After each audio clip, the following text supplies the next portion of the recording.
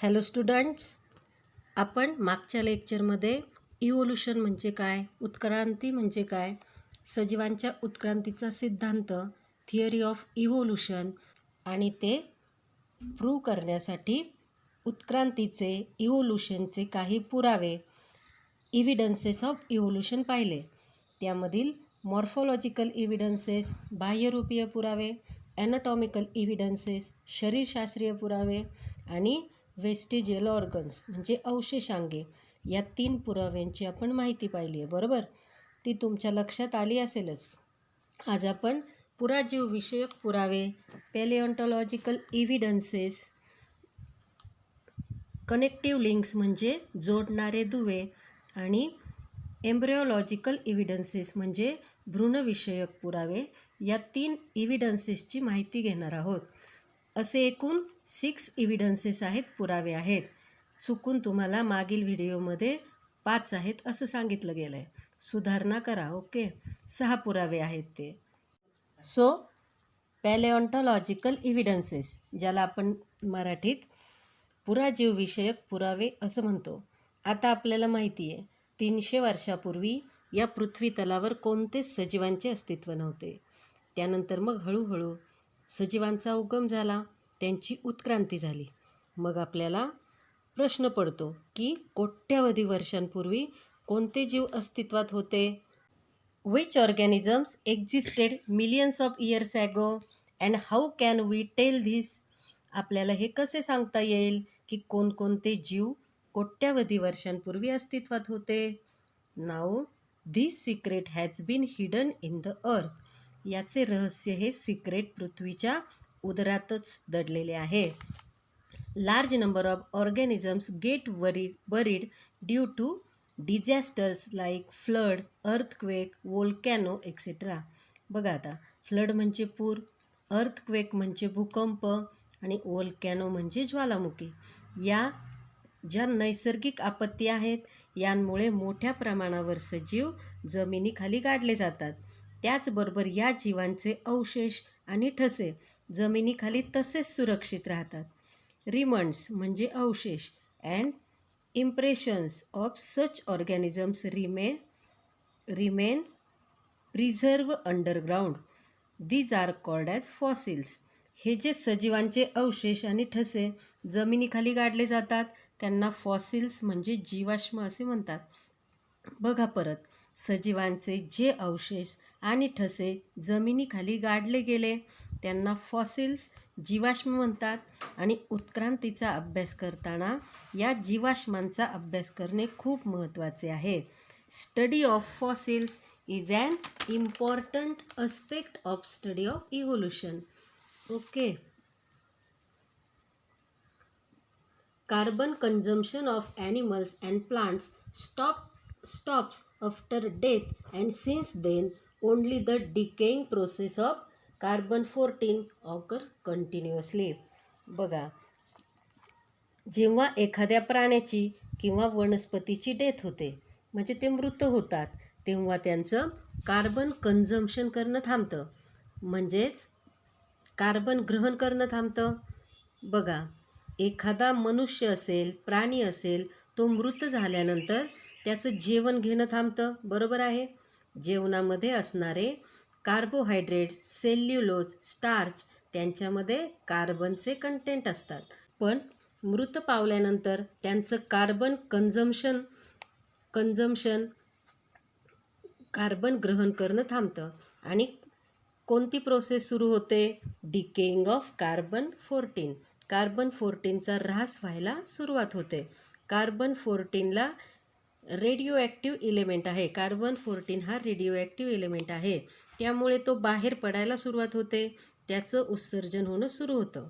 म्हणजेच बघा, एखादा प्राणी किंवा वनस्पती मृत पावल्यानंतर कार्बन कन्झम्पशन थांबतं आणि त्याच क्षणापासून त्यांच्या शरीरातील कार्बन-14 बाहेर पडण्याची प्रक्रिया सतत चालू राहते.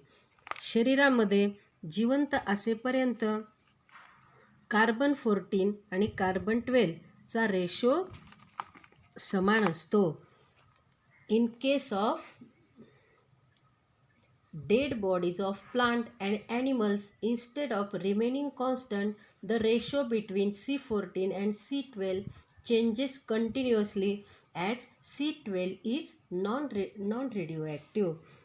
बघा, C12 हा रेडिओ किरणोत्सारी नाही आहे, कार्बन 40 हा किरणोत्सारी आहे.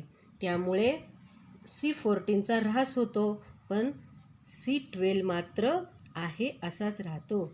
यामुळे त्यांचा रेशोमध्ये गुणोत्तरामध्ये सतत बदल होत असतो आणि होणारच, कारण कार्बनचं कन्झम्पशन थांबलं आहे आणि डिकेइंग तर सुरू झालं आहे, बरोबर.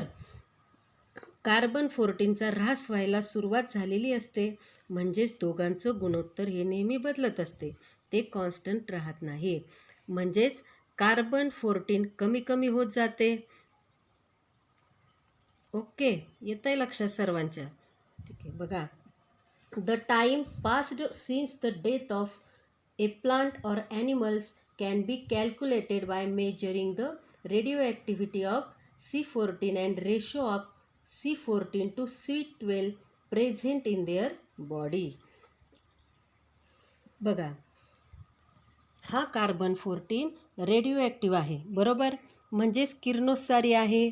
मग याची रेडिओ म्हणजे सक्रियता आणि कार्बनची व कार्बन 12 व कार्बन 14चे गुणोत्तर काढून एखादी वनस्पती किंवा प्राणी कधी मृत पावलाय, ती गेलेली वेळ, गेलेला काळ किती आहे हे कॅल्क्युलेट करता येते किंवा कॅल्क्युलेट केले जाते. यालाच कार्बनी वयमापन म्हणजे कार्बन डेटिंग असे म्हणतात. This is carbon dating method. Okay, आलं लक्षात सर्वांच्या? नीट समजून घ्या, लक्षात ठेवा. It is used in palaeontology and anthropology for determine the age of human fossils and manuscripts. बघा, ही जी मेथड आहे कार्बन डेटिंगची, कार्बन वयमापन, याचा उपयोग पॅलेओंटॉलॉजी म्हणजे पुरातन अवशेषशास्त्र आणि अँथ्रोपोलॉजी मानव वंशशास्त्रामध्ये मानवी अवशेष आणि खूप वर्षापूर्वींची जी हाताने लिहिलेली मॅन्युस्क्रिप्ट्स म्हणजेच लिखिते असतात, त्यांचे वय ठरवण्यासाठी, ते किती वर्षाचे आहेत हे ठरवण्यासाठी होत असतो. Once the age of fossil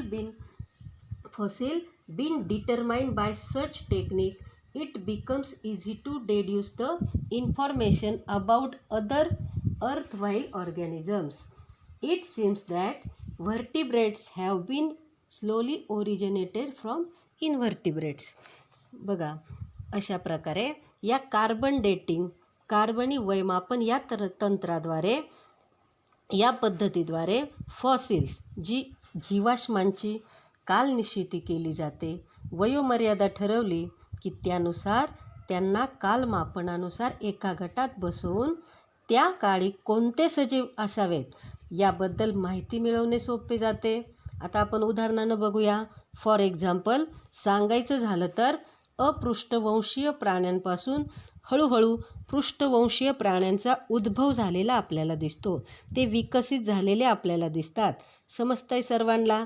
theory part आहे, सतत वाचन करा, लक्षात येईल सर्वांच्या. ओके, आता ही डायग्रॅम बघा. या डायग्रॅममध्ये पॅलाझॉइक म्हणजे पुराजीव, मेसोझॉइक म्हणजे मध्यजीव आणि सिनोझॉइक एरा म्हणजे पुराजीव, मध्यजीव आणि नूतन जीव हे कालखंड दिलेले आहेत. यात इनव्हर्टिब्रेट्स प्राणी कसे विकसित झाले हे आपल्या लक्षात येतं आहे. बघा, हळूहळू हे प्राणी विकसित झालेले आहेत इनव्हर्टिब्रेट प्राण्यांपासून. या डायग्रामचं नीट निरीक्षण करा, तुमच्या लक्षात येईल. पुढे पाहूयात. 5वा पॉईंट आहे, 5वा एव्हिडन्सेस आहे, पुरावा आहे. कनेक्टिव्ह लिंक्स म्हणजे जोडणारे दुवे. खाली असणाऱ्या डकबिल, लंगफिश, पेरिपॅटस या चित्रांचे नीट निरीक्षण करा. त्यांच्या कॅरेक्टर्सची, वैशिष्ट्यांची जरा चर्चा करा. बघा बरं काय दिसतंय. Some plants and animals show some morphological characters by which they can be related to two different groups, hence they are called as connecting links. बघा, दोन गटांमधल्या काही वनस्पती आणि प्राण्यांमध्ये मॉर्फॉलॉजिकल कॅरेक्टर्स म्हणजे शारीरिक लक्षणे, बाह्यरूपीय लक्षणे अशी असतात की त्यावरून त्यांचा एकमेकांच्या गटांशी संबंध जोडता येतो. त्यालाच कनेक्टिंग लिंक्स म्हणजे जोडणारे दुवे असं म्हणतात.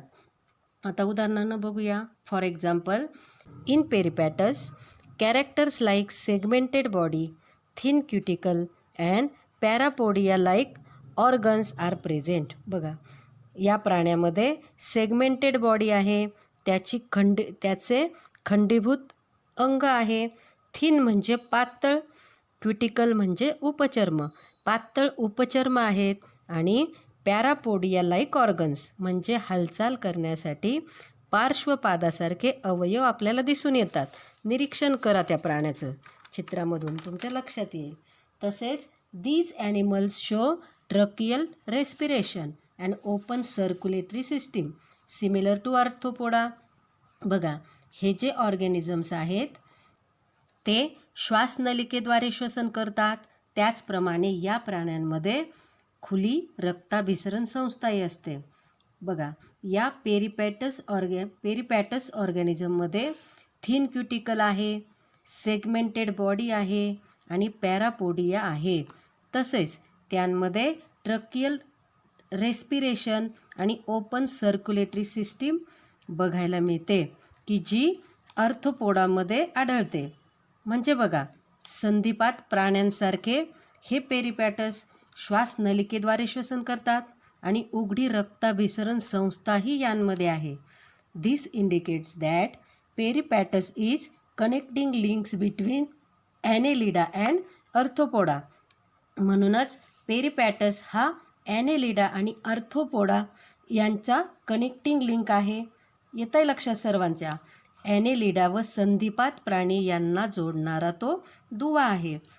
जो ॲनेलिडाचा ग्रुप आहे त्यामध्ये सेगमेंटेड बॉडी असते, थिन क्युटिकल असतात, पॅरापोडिया लाईक ऑर्गन असतात आणि open circulation and tracheal respiration हे आर्थ्रोपोडामध्ये असतं.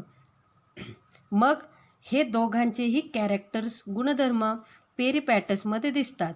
म्हणून पेरिपॅटस हा फायलॅम ॲनेलिडा आणि फायलॅम आर्थ्रोपोडा यांना जोडणारा मधला दुवा आहे, कनेक्टिंग लिंक आहे. बघा, समजून घ्या. पेरिपॅटस या प्राण्यामध्ये वलई प्राण्यांप्रमाणे खंडीभूत अंग, पातळ उपचर्म व पार्श्वपादासारखे अवयव दिसून येतात. तसेच याच प्राण्यामध्ये संधिपात प्राण्यांप्रमाणे श्वासनलिका व खुली रक्ताभिसरण संस्थाही आढळते.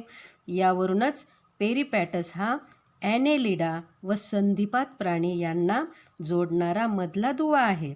ओके, लक्षात येत आहे सर्वांच्या? सिमिलरली डक बाइल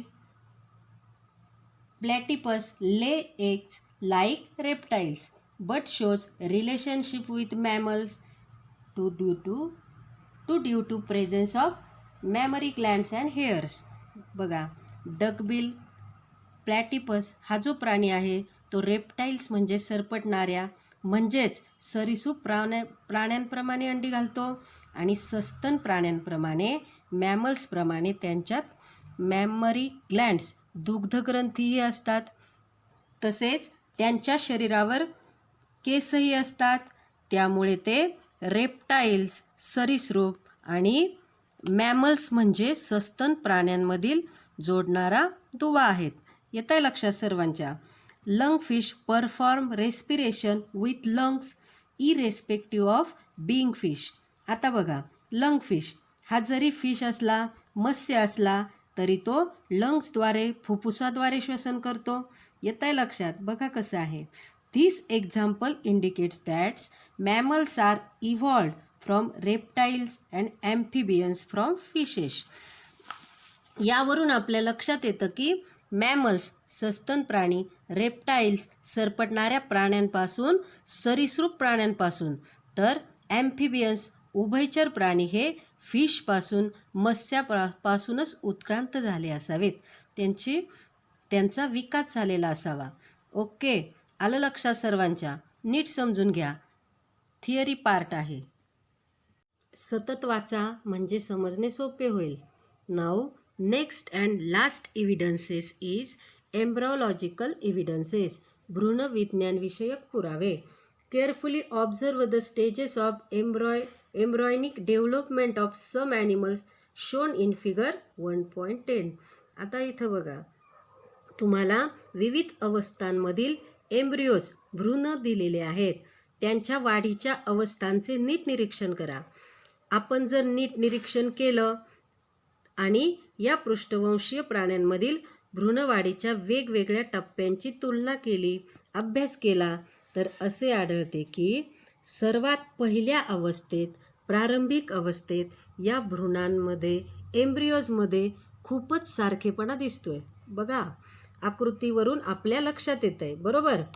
पण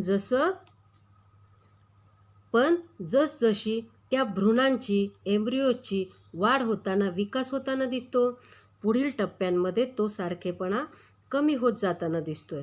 बघा, सुरुवातीच्या अवस्थेतील सारखेपणा पाहून या सर्व प्राण्यांचे पूर्वज एकच असावेत असा पुरावा देते, बरोबर.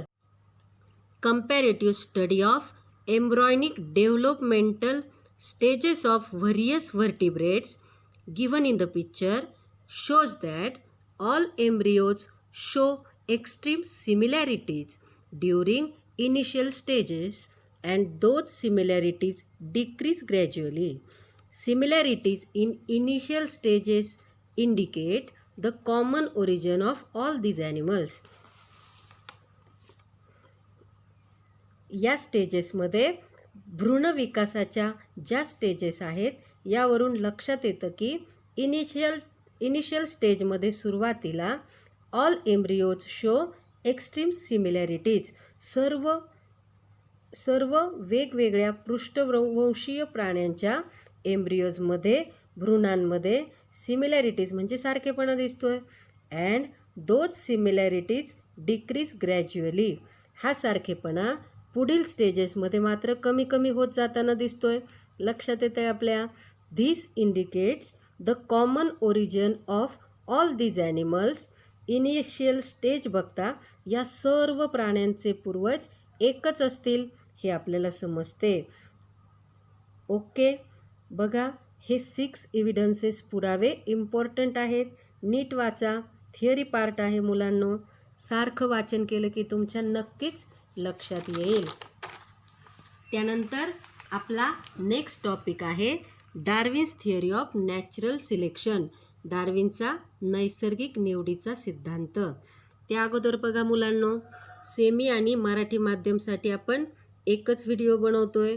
दोन्ही मुलांनी व्यवस्थित व्हिडिओ बघायचे, आपापल्या मीडियमच्या नोट्स तयार करायच्या. काही शंका असेल तर फोन पण करा. Okay. Charles Darwin has collected innumerable specimens of plants and animals, and depending upon the observation of those specimens, he published the theory of natural selection which preaches the survival of fittest. बघा, Charles Darwin यांनी निसर्ग निवडीचा अतिशय महत्त्वाचा असा सिद्धांत मांडला. Important आहे तो, नीट समजून घ्या. त्यांनी विविध प्रदेशांमधील वनस्पती व प्राण्यांचे असंख्य असे नमुने गोळा केले. वेगवेगळ्या वनस्पती, प्राणी यांचे नमुने गोळा केले. त्यांचे निरीक्षण करून, अभ्यास करून जे प्राणी, वनस्पती परिस्थितीशी जुळवून घेतील तेच जगतील, म्हणजेच सक्षम तेच जगतील असे सांगणारा महत्त्वाचा नैसर्गिक निवडीचा सिद्धांत मांडला.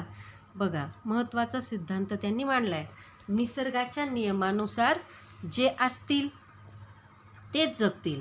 त्यासाठी डार्विन यांनी ओरिजिन ऑफ स्पेसिस हे पुस्तकही प्रसिद्ध केले.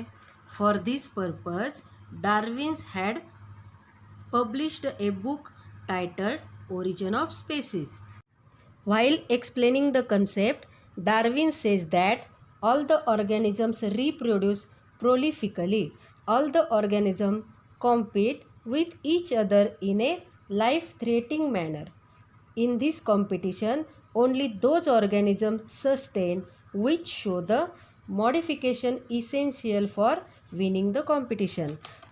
बघा, या डार्विनच्या कन्सेप्टनुसार डार्विन स्पष्टीकरण देताना म्हणतात की सर्व ऑर्गॅनिझम्स जीव मोठ्या संख्येने पुनरुत्पादन करतात. They reproduce prolifically. हे सर्व जीव ऑर्गॅनिझम्स हे एकमेकांशी कॉम्पिटिशन म्हणजे स्पर्धा करतात.